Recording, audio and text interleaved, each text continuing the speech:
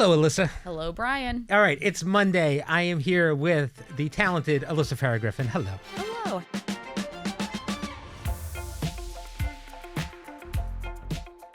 How was your weekend? It was good. It was a dance-centric weekend that's for me. right. Yes, I went to, let me be clear to my wife and my daughters at home. I'm in no way complaining about this. I was thrilled to be there.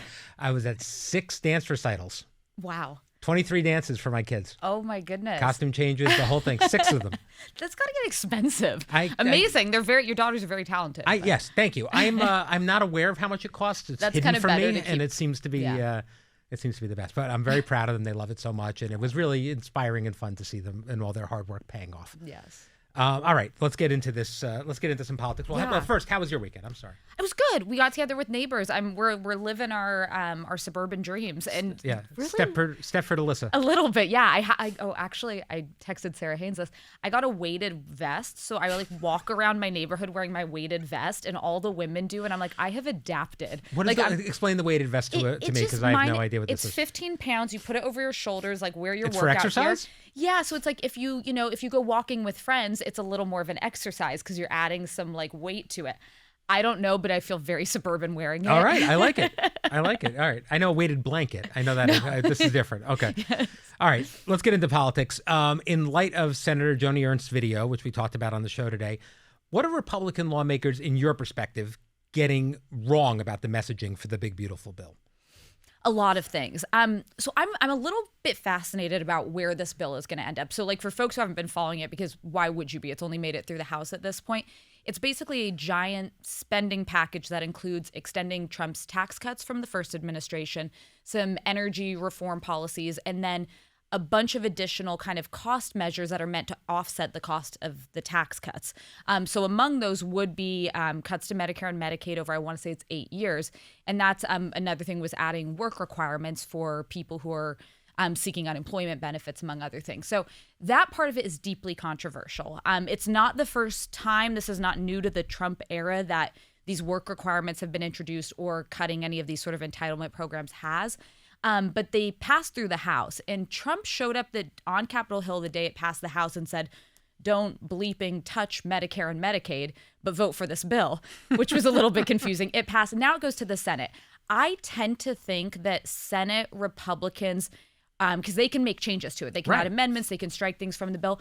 I think that some of these cuts are going to come out, mostly because it's so different when you are in a super partisan, gerrymandered Republican district somewhere where your seat is safe and where you only represent, let's call it, 400,000 people who may not even be paying that much attention to what's in the bill, as opposed to being from a state like Iowa, where millions of people you represent statewide are going to feel the impacts of these cuts. So I think it's a lot harder for senators to accept them unless they're, diehard fiscal hawks who care more about the deficit, for example. So there's a big chance these things are going to get taken out in the Senate and in the conference committee.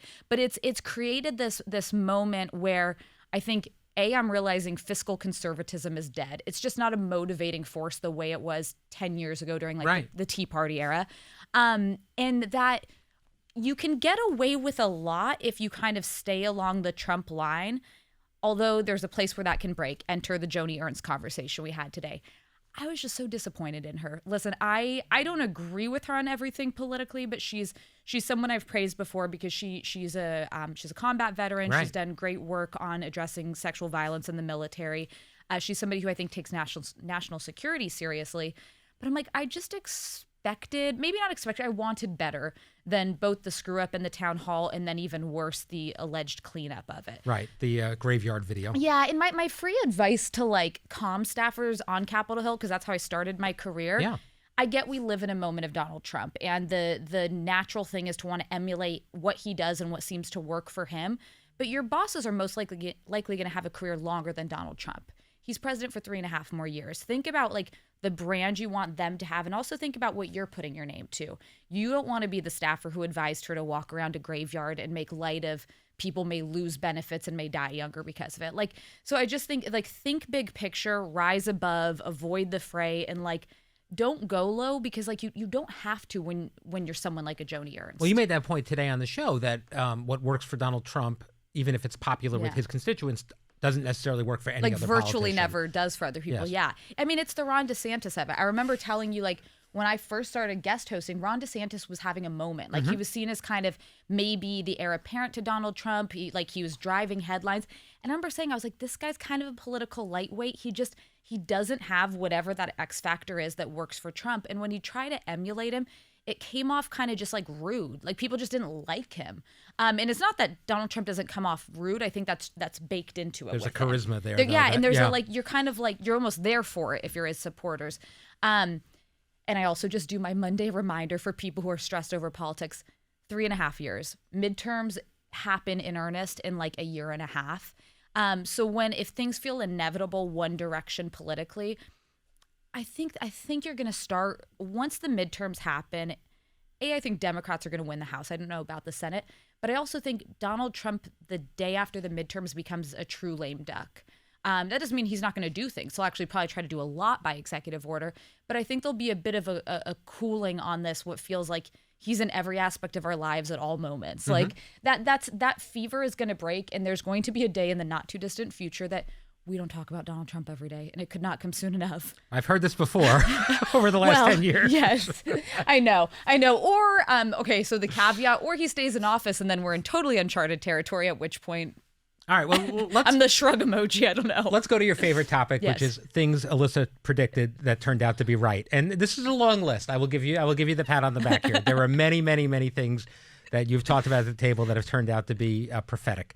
One of those now is we're seeing Elon Musk step away from his self-proclaimed first buddy role in the White House. You called this. Do you think he regrets getting involved? I mean, there's a lot of damage done to his personal brand, his businesses, all that sort of stuff. If he doesn't yet, he will. I mean, there was a the metaphor couldn't write itself. He came in so powerful, the like sort of president in chief, and leaves with like the black eye from his kid, which just like showing how marred his reputation was, the values his company has lost. X going to give it to you. Yeah, right. Yeah. X going to give it to you. I mean, Tesla has really been run as a brand into the ground. I mean, his board is basically, I assume, had to tell him he needs to lay off. There was actually, someone had published that if you follow him on X, it's very chaotic. He's posting substantially less political takes. And it's a lot more about his brands, about his projects. But listen, 75 million people elected Donald Trump. No one elected Elon Musk. And while he may be the most wealthy man on the planet, he may drive one of our biggest social media platforms, I think there was probably a moment when it occurred to him that, oh, I'm not in charge here. And then the added result of like, you're doing these Doge cuts. It's not his area of expertise at all. You're getting a lot of heat for it. Your brand has gone from like something like 52% of Americans had a positive feeling down to like under 37% do. Right. You're losing a lot of your wealth because of it. And then Donald Trump is actually like, or House Republicans are funding everything you cut in the spending package. Like, he was defeated. The Elon of it was defeated because at the end of the day, he was a staffer to Trump, and Trump ultimately treated him how he treats staff, which is he's going to have your back while you're loyal to him, but you're still staff and disposable. So saw this coming. I wouldn't rule out like a second coming of Elon. That's happened with Steve Bannon. Like, he was the biggest figure in the first term, and then he was persona non grata, didn't hear a peep, and then he kind of made his way back in. So that may happen. But I saw that one coming from many miles away. Right. And you wonder if, as time passes, if Elon's going to be more vocal about the things he disagrees with, and then that I'm very curious about that, because again, like, this is somebody who had a very popular brand, a brand that honestly his consumer base was people who are left of center in major cities who want to buy EVs, for example. And when he starts to realize he's lost a lot of strength there, and a lot of like, he's really damaged himself with his chief consumers, I wonder if he does a little bit of a reinvention and is also more open about what he saw and didn't like. Another thing we talked about last week was Todd and Julie Chrisley being pardoned. There was a lot of them on social media this week, and I'm not sure how much you saw, but they were stepping back into the world. In retrospect, does it surprise you that he pardoned him or them, or not really? Not really, because I remember seeing the daughter speak at the convention, and I was like, oh, this is probably incoming. Listen, they fit two things that Trump loves. Loyalty to him. They support him. They're political supporters. Their daughter advocate for him. And then an added bonus, they have a fan base. They're, former reality TV stars. They're going to be out there loudly supporting him, and people might listen to them. I'd mentioned before, like, he did some pardons I agreed with in the first term. Alice Johnson, who was Right. I would argue over-sentenced for drug crime, someone who was a grandmother, had kids she had taken care of, and had shown herself like reformed in society. That's someone who should get a pardon. That's the one Kim Kardashian. Yeah, Kim Kardashian advocated for her. A lot of Democrats did too. Like more of those, less of like reality TV stars Well, who part of the news this weekend was that he didn't dismiss out of hand the idea of pardoning Diddy. Which, I know, it's kind of surprised we didn't talk about that today. So yes, he did not dismiss, he didn't rule out that he would pardon Diddy. Then I saw that 50 Cent is reportedly saying he's going to talk to Trump and make sure that he doesn't pardon Diddy because he's all got strong feelings there. My theory on that is Trump, like pop culturally, is stuck in like the late 80s to late 90s. That was sort of his like prime. So I think in his head, I don't think he's following the Diddy trial. Right. I think in his mind, it's still Puff Daddy. He might still be dating J-Lo for all he knows. Like he thinks like, oh yeah, P. Diddy's a star. Like I'm going to consider that. I don't think that's going to happen. Yeah, I wouldn't think so, but it was kind of shocking. But it's classic. Well, it's such an easy thing to just say, no, or I'm not. Yeah. I'm not going to answer that question. He never That's rules things ridiculous, out, which is a choice. All right, we're talking about apologies. Today we talked about this Patti LuPone apology. You were all into talking about this today, which is rare when I get the picks from all the hosts, and it's the same thing. As someone who's worked in communications, what did you think of the statement where she called her words about Audra McDonald and Kecia Lewis demeaning? Okay, everyone wanted to talk about this, but then once I got on air, I'm like, I don't want to shade Patti LuPone. Everyone's terrified of her.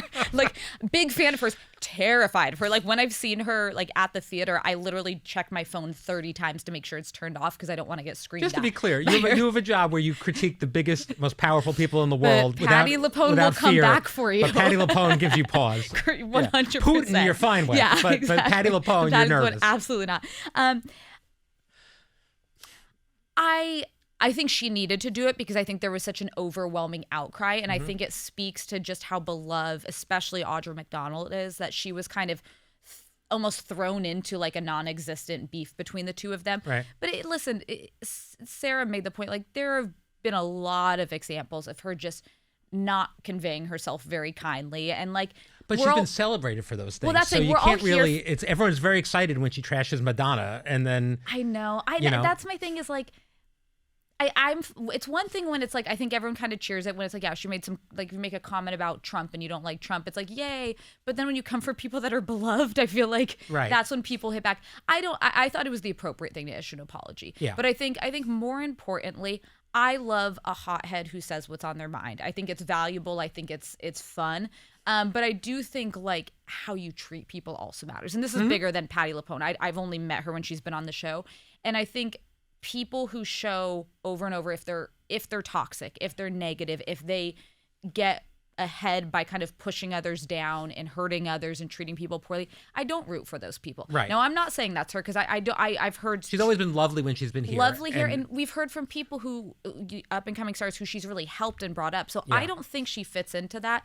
But I very much reject people who, to get ahead, have to tear other people down. Yeah, I remember Joe Locke was on talking about how. Yeah. I mean, and Aubrey been a lot Plaza of that. said the same thing. Yeah. Yeah. So I think, that's the thing. I do appreciate people who cut through the BS. And tell you what they're feeling all the time, and I respect that. Like a Wendy Williams. Like she was very good at just saying what she thought about people. Love that. But there is a line when it can be like, don't hurt beloved people needlessly. All right, switching gears a bit. The host of Skinny Confidential, him and her podcast. You know this podcast? Yes. All right, it's getting some backlash right now for comments that she made about fertility. Now, she's pregnant with her third child and said society focuses too much on infertility and miscarriages, and she wishes more women would talk about their easy journey to get pregnant like she had. This offended a lot of people. Obviously, you've been very outspoken about what you've been dealing with. What is your response to this? So last week, I threatened to picket Ben Shapiro's house. I'm going to now take that picket sign and go picket wherever this woman lives. What?